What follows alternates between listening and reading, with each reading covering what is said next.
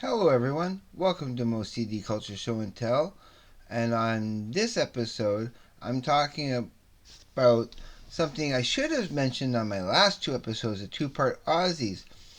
It completely slipped my mind that I have this, and even though I talked about a couple of the videos, I have the Memoirs of a Madman. I hope you can see that. It's kind of a dark, but with the reflection, hopefully you see good enough what that is about. And of course, it has pretty much all the necessary videos that I ever could want of Ozzy. I mean, it starts off with the first video I have ever. The first two videos I ever seen. It starts with those. It starts off with Bark of the Moon and So Tired. And then it's The Ultimate Sin, Lightning Strikes, Crazy Train, Miracle Man, Crazy Babies, Breaking All the Rules, No More Tears, Mama I'm Coming Home, Mr. Tinker Train, Time After Time, Road to Nowhere, I Don't Want to Change the World Live, Changes, Perry Mason, I Just Want You, See You on the Other Side, Back on Earth, Gets Me Through, Dreamer, In My Life, I Don't Want to Stop, Let Me Hear You Scream, Life Won't Wait, and Let It Die. All those videos. Plus, there's some bonus stuff too. There's Mama I'm Coming Home, the alternate version, and the making of Let Me Hear You Scream, and the making of Life Won't Wait. Plus, changes with Kelly Osbourne. And a little reading from Ozzy. I hope you can see that there. It says, "I'll see you all soon on the road that never ends. I love you all, Ozzy Osbourne." Rah! You probably had to make that sound too, the rah. But this is awesome. Plus, it has a second disc also of some performances and interviews, because it has the Rochester, New York, 1981, where I Don't Know, Suicide Solution, Mr. Crowley, and Crazy Train. Four awesome songs where showcasing Randy Rhoads that is magnificent. Then there's a little Ozzy segment where you see little tiny things of Ozzy, little clips here and there of Ozzy. You get some 1982 Over the Mountain in Albuquerque, New Mexico. There's the MTV spot. I'm not going to go through that kind of list, but there's some really great performances and interviews in that second disc. But the highlights, of course, is that very first thing with the Randy Rhoads. Those four performances, beautiful. So now, well, I want to get to something that I alluded to. I should have, first of all, I should have mentioned this in my in one of my videos, my second video. I should have mentioned that I had this. Completely forgot. But yep, that's what that is. Now, I had briefly also mentioned that I have a story about Jakey Lee. Now, believe what you will, okay? I can only tell you this. This is from my perspective, from what I have seen from my own two eyes and experienced for myself. Okay, this is up when I was living up in Montreal. It was for 1 week only. And now, again, I still have even my doubts, and you can make up your own mind what you think. It really was. But there was a time, and I think this was probably around uh, 2007 to maybe 2008, when I was up in Montreal, and for a while I was kind of slumming it, being a part of kind of mm, not being responsible, kind of just living a cool little street life in Montreal. But I was still being responsible, but not having responsibilities as much as I could. There's a men's shelter in Montreal called It was called the Boot Center. It's a Salvation Army men's shelter. It was like $420 a month. About if I remember correctly, it might have been 430.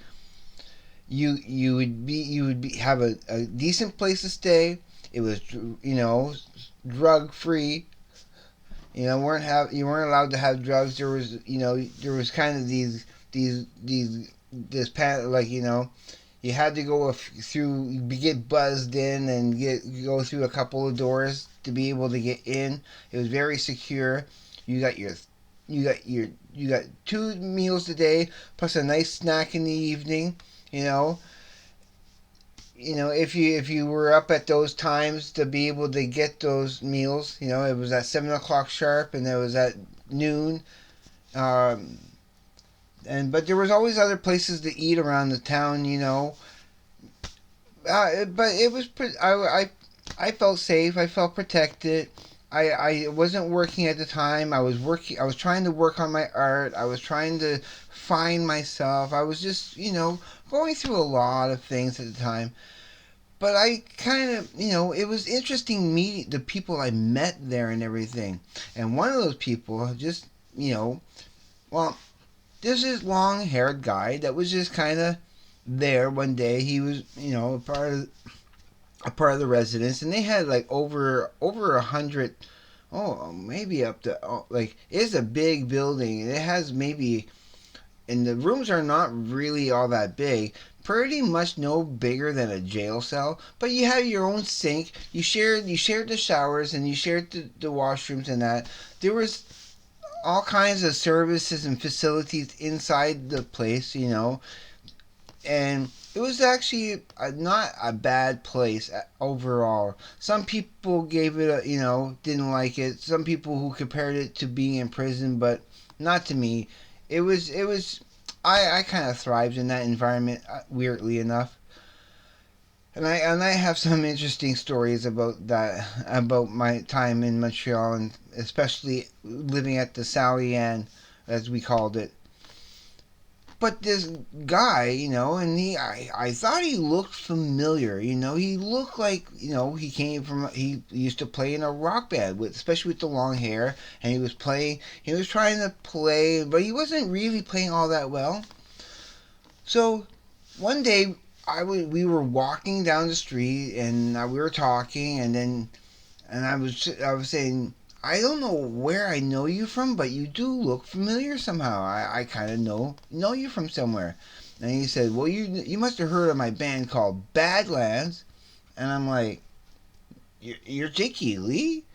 And he's like, yeah, I'm Jakey Lee. I go, you don't look kind of like the Jakey Lee I remember, especially not from the Ozzy days. He goes, well, time kind of changes your looks and stuff.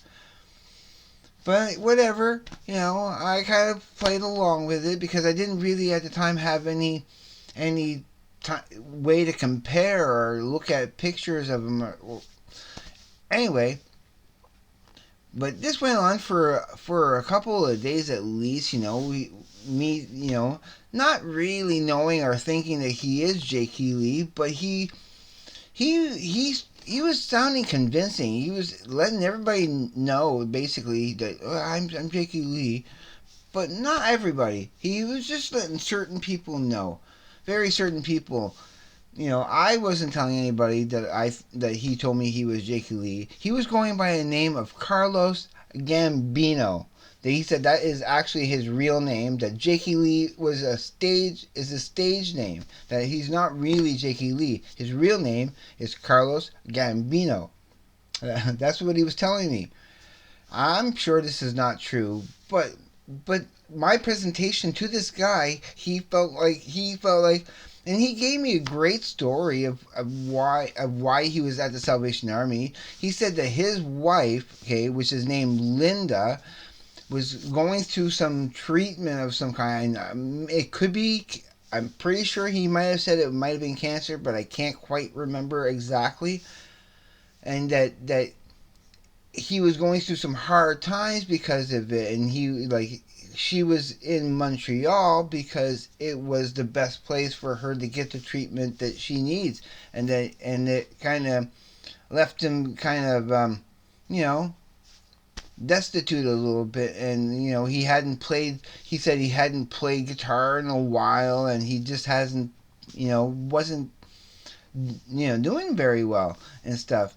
And then that's why he was now living at the Salvation Army men's shelter with me, because he kind of fell out of he got into conversations about me about maybe trying to have a comeback and having me draw his album covers, because I was showing him some really wicked art at the time that I was doing.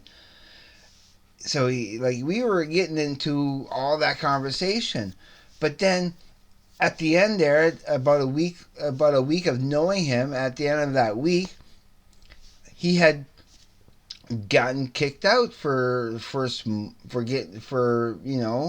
they caught him smoking weed. So they kicked him out of the shelter. Whatever, it's like, and then I never saw him before. Never saw him again after that. So, but he had a picture, like he got from a photocopy that he managed to get off the internet, a colored photo of him. I don't have it anymore. It since got lost or destroyed or whatever. If I ever end up finding it somewhere, I'll present it. I'll show it.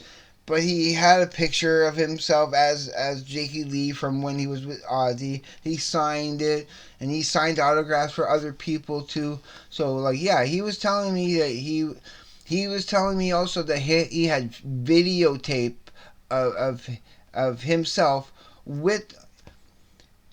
Quite honestly, I saw those videotapes too, and again, it a little, he looked a little different, but I could honestly, I didn't quite believe that it was him, but I couldn't quite doubt that it was him at the same time. Like, it was possible, it was credible at the time that it could have been him, but I still sort of lean towards the possibility that it wasn't him. Like, I'm more like the 51% in that it's not him, and it's like 49% sure that it was him. You know, because it's so iffy. He seemed convincing to a certain degree. There was no way that I could. I had no reason to doubt him at the time. Because everything he said and showed me seemed legit and seemed plausible. So that's my experience, maybe meeting Jakey Lee. And I think that's kind of interesting that, that this guy, made me, if it's a con, he kind of, he almost got me, you know. But if it's actually true, it's like, if it was actually true, I'm like, damn, maybe I did meet the real Jake Lee. Maybe one day I might know the truth for sure if it was him or not. But that's my little story about maybe meeting Jakey Lee. So please, everyone, take care, be safe, have a good day, evening, night, wherever you may be. I will see you on the flip side, and have a good one.